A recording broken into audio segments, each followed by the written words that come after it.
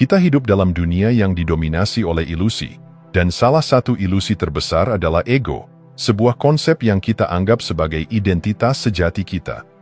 Sejak kecil, kita diajarkan untuk membangun citra diri, membentuk kepribadian, dan memperjuangkan pengakuan.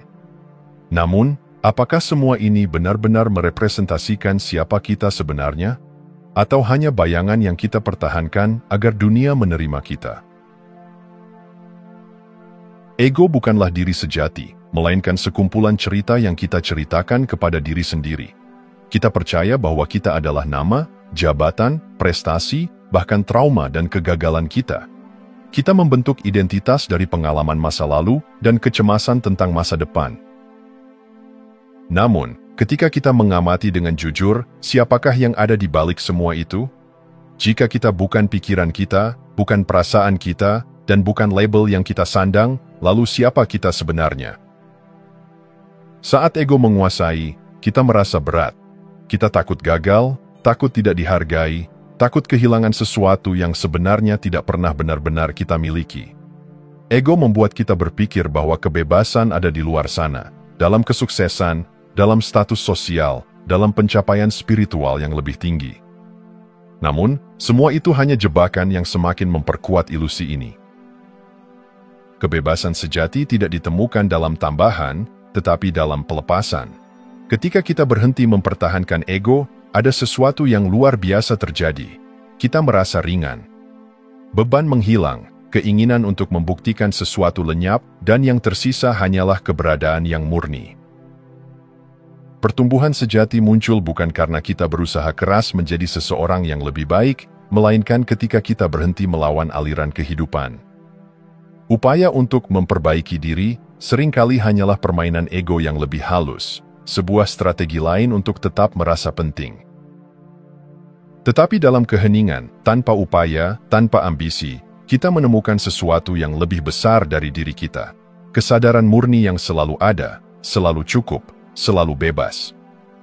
Melepaskan ego bukan berarti kehilangan diri, tetapi menemukan diri yang sesungguhnya.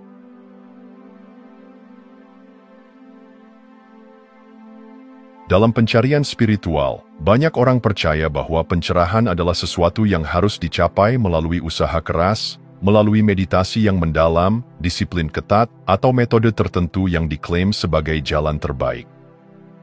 Kita berusaha menjadi lebih sadar, lebih damai, lebih tercerahkan, namun semakin kita berusaha, semakin jauh tujuan itu terasa. Mengapa demikian?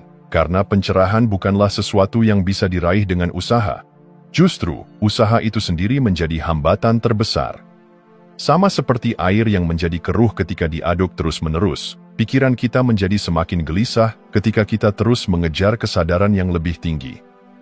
Tetapi jika kita membiarkan air itu diam, kekeruhannya mengendap, dan kejernihan muncul dengan sendirinya. Dalam banyak tradisi spiritual, pencerahan dipahami sebagai anugerah, bukan hasil kerja keras. Itu bukan sesuatu yang bisa diperebutkan atau dimiliki, melainkan sesuatu yang terjadi secara alami ketika kita berhenti menghalanginya. Layaknya matahari yang selalu bersinar di balik awan, cahaya kesadaran sejati selalu ada. Hanya ego kita yang menciptakan awan yang menghalanginya. Penyerahan bukan berarti pasif atau menyerah pada kehidupan. Ini adalah tindakan paling dalam yang bisa dilakukan manusia, melepaskan kebutuhan untuk mengendalikan. Kita terbiasa berpikir bahwa semakin banyak kita mengontrol, semakin baik hidup kita. Tetapi apakah itu benar? Justru, semakin kita mencoba mengontrol segalanya, semakin kita menderita. Ketika kita berhenti berusaha mengendalikan hidup, sesuatu yang mengejutkan terjadi. Keheningan muncul, ketakutan berkurang, pikiran tidak lagi berlomba mencari jawaban. Hidup mengalir dengan ritmenya sendiri, dan kita menyadari bahwa kita bukan penguasa dari segala sesuatu, kita hanyalah bagian dari arus besar keberadaan. Seorang guru spiritual pernah berkata, pencerahan bukanlah tentang mendapatkan sesuatu yang baru, tetapi kehilangan sesuatu yang lama. Yang hilang bukanlah keberadaan kita, melainkan ilusi yang selama ini kita pertahankan, ilusi bahwa kita harus berjuang, bahwa kita harus menjadi seseorang, bahwa kita harus menemukan sesuatu di luar diri kita.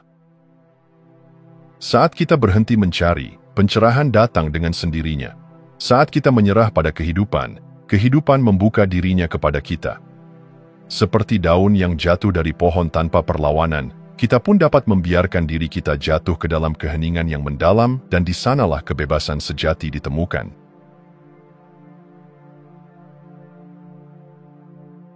Kita terbiasa melawan kehidupan. Kita menolak rasa sakit, menghindari ketidaknyamanan, dan berusaha mengendalikan segala sesuatu agar sesuai dengan keinginan kita. Tetapi, semakin kita melawan, semakin kita terjebak dalam penderitaan. Bagaimana jika kita berhenti melawan? Bagaimana jika kita hanya mengalami hidup sebagaimana adanya, tanpa menambahkan perlawanan? Saat kita duduk diam dan mengamati, sesuatu yang luar biasa terjadi. Pikiran tetap ada, tetapi tidak lagi memiliki kuasa atas kita. Emosi datang dan pergi seperti awan yang melintas di langit. Sensasi tubuh hadir, tetapi kita tidak lagi menafsirkannya sebagai nyaman atau tidak nyaman. Semuanya hanya apa adanya. Inilah inti dari kehadiran. Kehadiran bukan tentang menghilangkan pikiran atau emosi, melainkan tentang menyadari bahwa kita bukanlah mereka. Kita adalah ruang yang lebih luas, di mana segala sesuatu muncul dan lenyap. Ketika tidak ada perlawanan, sesuatu yang ajaib terjadi. Kita mengalami kedamaian yang selama ini kita cari. Ini bukan kedamaian yang muncul karena semua masalah telah selesai, tetapi kedamaian yang selalu ada di balik semua kekacauan. Seperti danau yang tetap tenang di dasarnya meskipun gelombang beriak di permukaannya. Inilah yang disebut sebagai meditasi sejati. Meditasi bukanlah teknik, bukan ritual yang harus dilakukan dalam postur tertentu. Meditasi adalah keadaan alami ketika kita berhenti bertarung dengan momen ini. Kita hanya hadir, tanpa ingin mengubah, tanpa ingin menambah atau mengurangi apapun. Ketika ini terjadi, dunia terlihat sebagaimana adanya. Tidak ada lagi batasan antara aku dan mereka. Kita mulai melihat bahwa segala sesuatu saling terhubung, bahwa pemisahan hanyalah ilusi yang diciptakan oleh pikiran. Material dan spiritual bukan lagi dua hal yang terpisah. Kita tidak lagi berusaha menjadi lebih spiritual atau menghindari hal-hal duniawi. Kita hanya ada, dan dalam keberadaan itu, segala sesuatu menjadi suci. Ketika kita tidak lagi berusaha mencari Tuhan di luar diri kita, kita mulai merasakan kehadirannya di dalam segala hal, di dalam udara yang kita hirup, di dalam keheningan antara dua suara, di dalam tatapan seseorang yang penuh kasih. Hidup bukan lagi sesuatu yang perlu dikendalikan, tetapi sesuatu yang bisa dialami dengan keterbukaan penuh. Kita berhenti mengukur, membandingkan, atau menghakimi. Kita hanya menjadi. Dan disitulah kebebasan sejati ditemukan.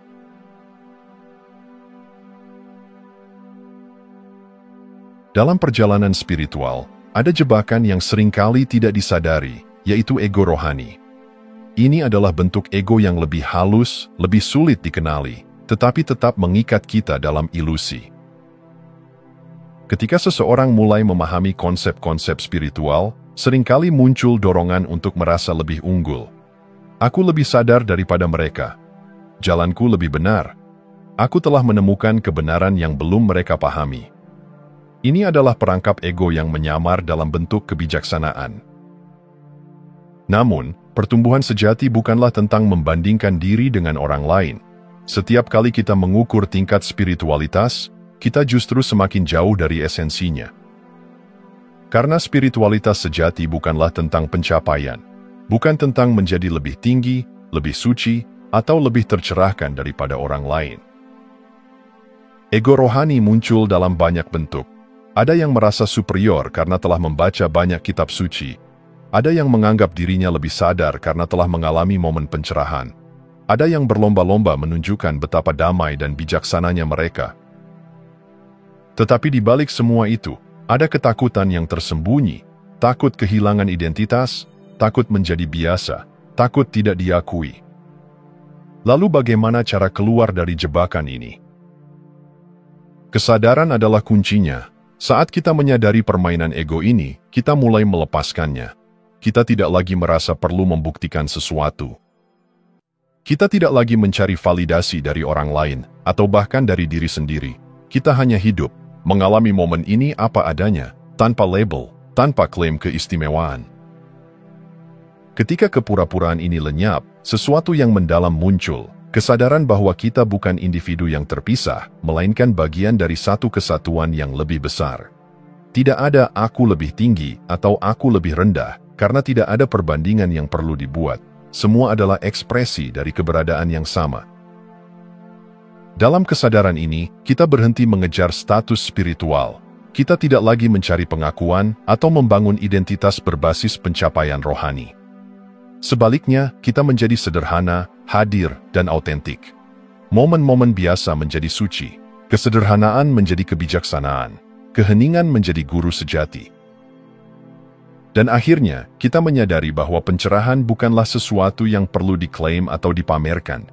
Ia hanya terjadi tanpa upaya, tanpa kebanggaan, tanpa perbandingan. Ia seperti matahari yang bersinar tanpa merasa istimewa, hanya sekadar ada.